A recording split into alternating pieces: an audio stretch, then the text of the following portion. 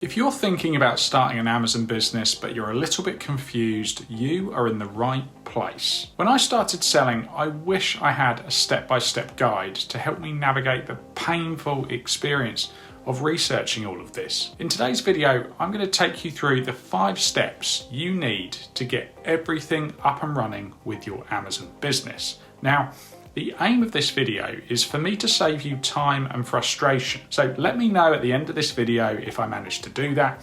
And if you do enjoy this video, hit the like button and make sure you subscribe. If you are really serious about building an Amazon business, I'd strongly recommend watching this video all the way through to the end. You really will get better results if you do that. Now, if you're watching this and you have no idea who I am, hi.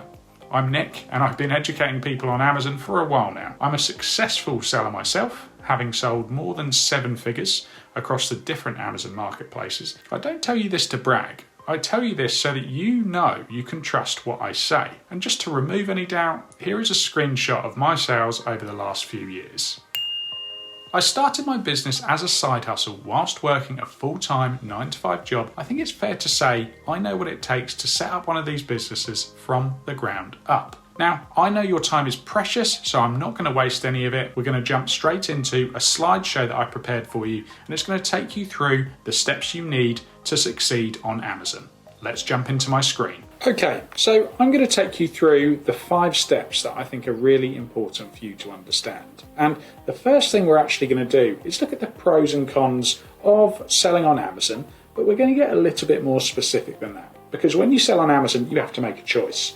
You're either going to be FBA, which stands for Fulfilled by Amazon, or you're going to be FBM, which stands for Fulfilled by Merchant.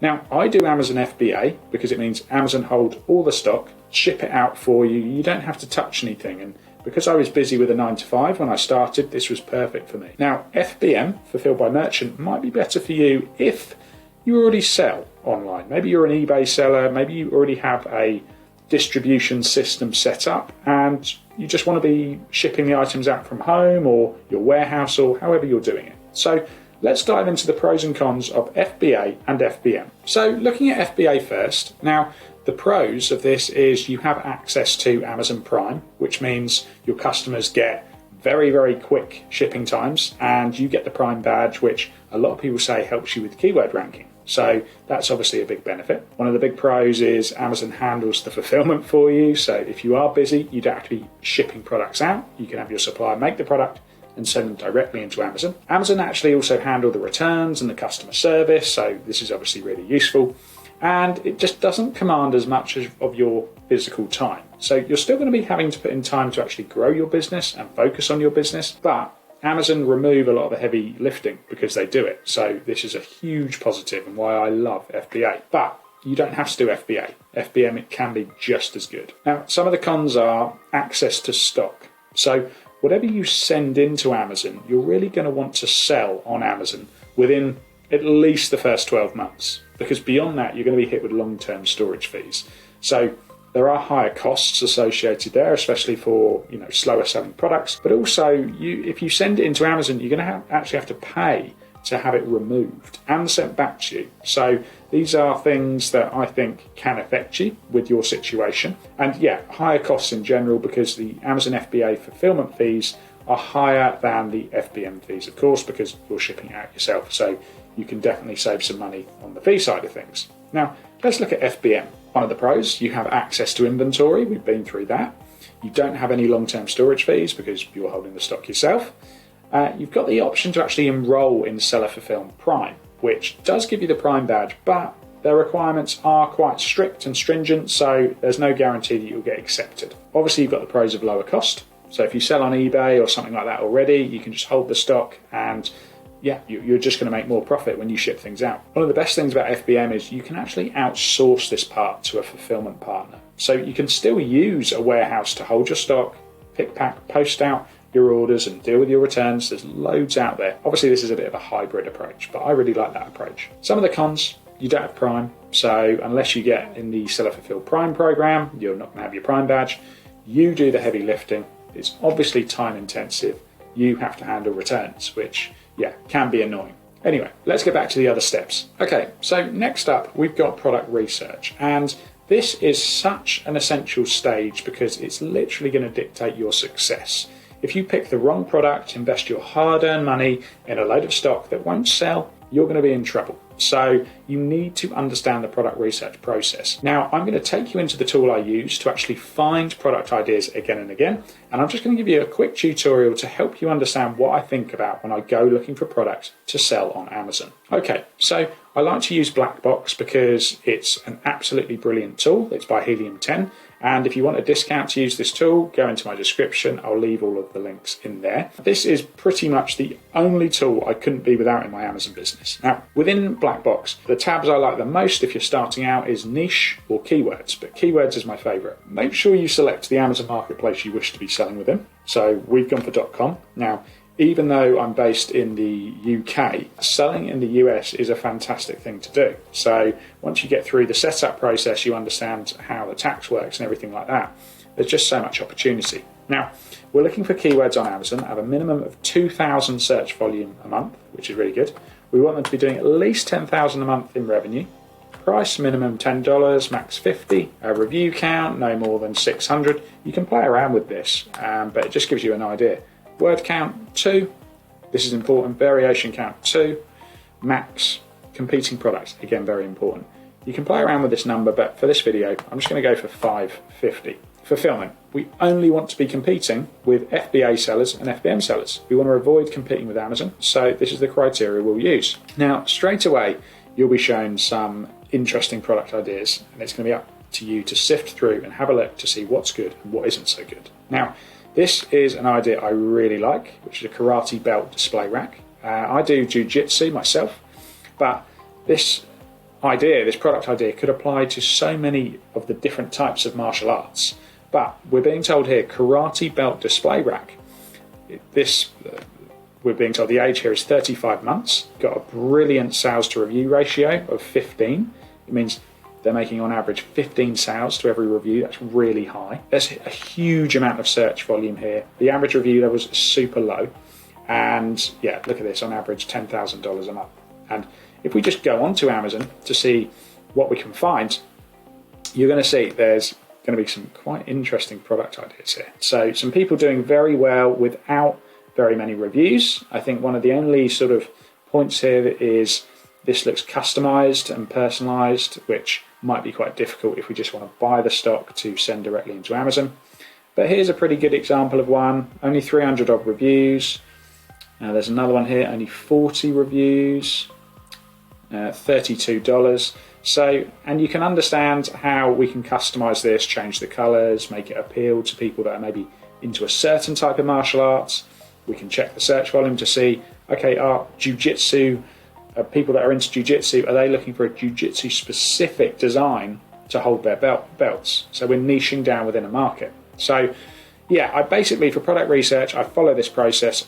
I'll leave above me now a link to a video where I go a little bit more in depth into my product research process. I'm also going to give you a link to, in the description, my absolutely free Amazon course, which takes you through a lot of my process when it comes to finding products. Hopefully you find that useful, and if you're enjoying this video, make sure you hit the like button, make sure you subscribe, because it really does mean a lot to me. Right, I mean, we could keep going through, but I just want to make sure we get through the steps today. But you're going through, we're avoiding anything, as beginners that might be electronic, anything that's going to be difficult for us to test the quality of, but this is really how it works. So look, another idea here, maple tree tapping kit, very niche, something you probably would have never thought of, and this is the power of these tools. Anyway, let's get back to the steps. Okay, next up we have supplier success, and I really do mean this when I say this is important. And when I say supplier success, we can find suppliers all day long using websites like Alibaba, but it's about the relationship you build with your supplier, because the product needs to be of the right quality. You also need to make sure it's compliant for the marketplace you want to sell within. So you're going to need to find a trustworthy supplier. You're going to need to check their documentation, probably get some help with your compliance certification, but we need a trustworthy supplier. So it's all about the relationship building game when it comes to your success on Amazon. And the relationship with your supplier is probably going to be the most important one of all. So finding a good supplier, speak to 3 to 5 suppliers when you're looking at a particular product idea, and judge them not only on their price, but on their service, product quality. You need to be ordering samples, checking everything out. So yeah, that's a really, really important step. Next up, we've got signing up to Amazon. So this is obviously quite a straightforward process, but once you've prepared your business idea, you understand the pros and cons, you've got a product idea, you've started to look for suppliers. Before you order any products, you want to actually sign up for an Amazon account. So get some advice from an accountant, make sure your business bank accounts are set up if you're really going for it with, a professional Amazon seller account. And one of the most important steps that I don't see people mention is create a dummy listing for the product you want to sell. Because you'll find when you go onto Amazon and try to create a listing, Amazon will restrict certain categories, they'll request certain documentation, and the last thing I want you to do is put in an order for 200 or 300 units for a product, and then you go to Amazon, try to create the listing and go, Amazon's asking me for these documents from my supplier and the supplier doesn't have them. You're going to be stuffed, and I don't want you to lose your money. So the Amazon Seller Central sign up process isn't that difficult, but the dummy listing is a really, really important step. Now, lastly, budget, assess risk, and then start importing. So this all sounds complicated, it's not. When I say budget, I mean before you actually order your product, make sure you've got the money to do everything else you need to do. So you're going to need, if you're from the UK, £25 plus VAT a month for your Amazon seller account. You're going to need enough money to obviously have the product made, but then have it shipped directly into Amazon FBA. You're going to need to put some money aside for PPC. So get all of this mapped out.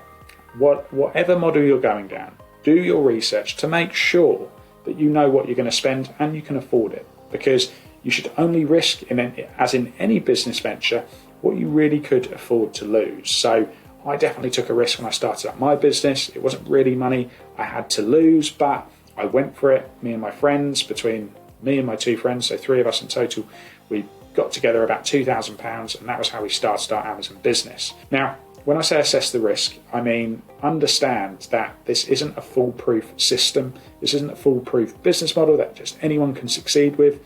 I believe if you do things in the right way, anyone can have success on Amazon. I believe that. But any business venture is a risk. So make sure you understand what you stand to lose. But I can tell you, by doing things and sometimes failing, that's where I have learned the most. So I wouldn't change a thing about my process and my experience with Amazon so far. At that stage, you can start to think about importing.